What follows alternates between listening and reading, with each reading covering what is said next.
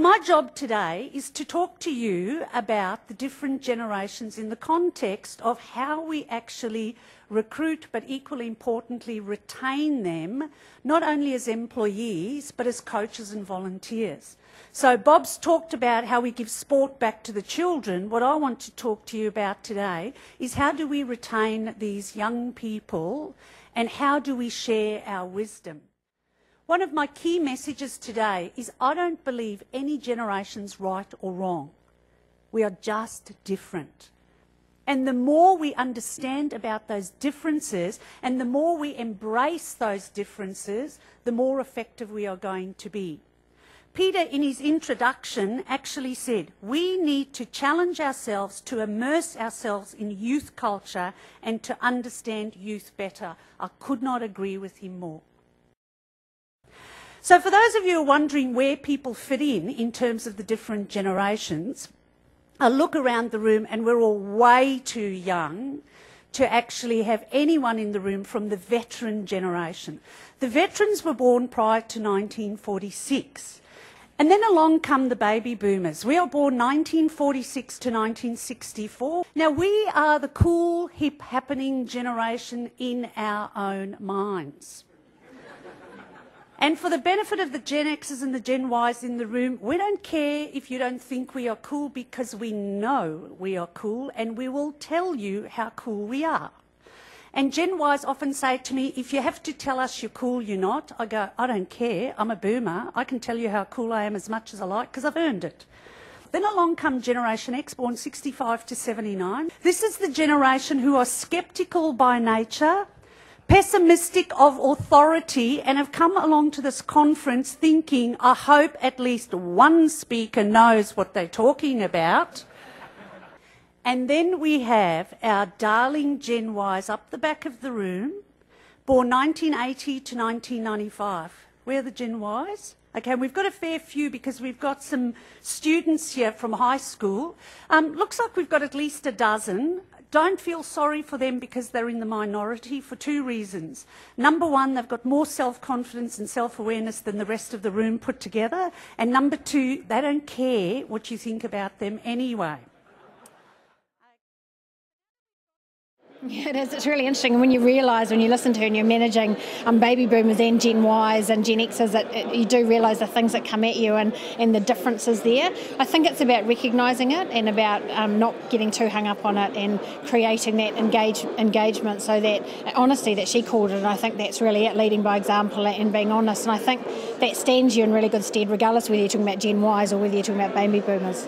Teamwork and a sense of belonging and connectedness is far more important to Gen Ys than any other generation as an employee and as a volunteer. They don't ask themselves, can I do the job? Which is what a boomer would ask. They ask themselves, do I fit in here? She was right on the mark, as well as being entertaining and interesting. I think there's real stuff again for us as employers and the kind of people that we're going to employ and how to have really great people in our sector. We need to have young people working in the sector who are influential and who are important and are part of decision-making processes, and we need to be attractive to them. I've done a survey of boomers and I say to them, what's important to you? And they go, number one, family, number two, work. You ask a Gen X what's important, they go, number one, family, number two, my career, number three, work. You ask a Gen Y what's important to you, they go, number one, family and friends, number two, my social life, number three, the team at work, number four, work. Part of what we're trying to do at the moment is changing the thinking of leaders to understand the new demographic that's out there, to understand that what we've done in the past is not the way we should be doing it for the future. We're bringing through a lot of secondary school and younger age group bowlers now, and they do think differently, no two ways about that. We've got a massive growing casual bowls program which has got a lot of younger people in it, Generation X, Generation Y people, and they don't go over to the traditional side of the sport because of how regimented it is. So that message she was giving was absolutely critical for us. But Gen X and Gen Y will take risks. Because their attitude is that when you take a risk, the worst thing that can happen is you fail. But you know what? If you work in an environment where you're allowed to learn from your mistakes, you'll learn from that mistake. You won't make it again, but in the process you would have learned a new skill. A Gen X sees doing a job they've never done before as adding to their skill set, stretching themselves and enabling them to be more competent not only for their current job but their future job. This is the first generation who says, you do not get respect because you're old, you're grey, you're bald, or you're the boss. You get respect because you give respect to your subordinates and you lead by example by respecting the people who work for you. If you look at our Gen Ys, their number one motivator, and bear in mind they're more optimistic than Generation X, their number one motivator is inspiring leadership.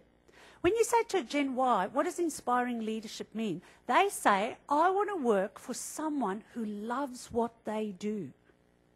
I want to work for someone who loves what they do so much that they're willing to share their knowledge with me and answer my questions. My nickname for them is Generation WHY ? It's their favourite word at home and in the workplace. They ask the question, why do we have to do it that way? We've all heard them ask that if we've got Gen Ys working for us. Then they ask the question, why does it have to be done in that time frame? And the really bold Gen Ys will ask the question, why do we even do this at all? Some key messages there for me, the importance of authentic leadership and being really clear and passionate about what you believe in.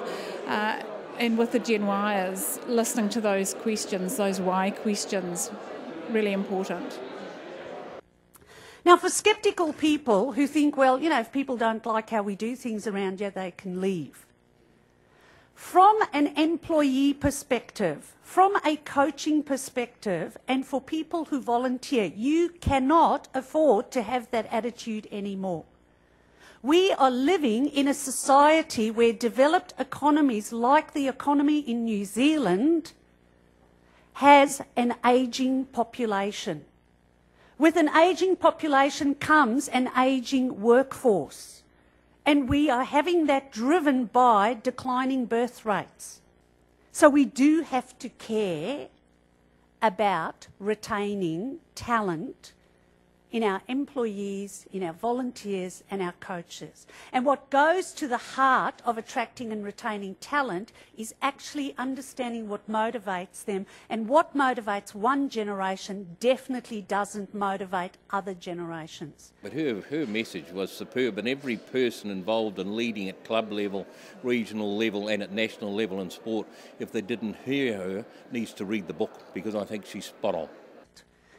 When we value and embrace diversity of age, gender, culture, working and thinking styles, we unleash creativity and innovation.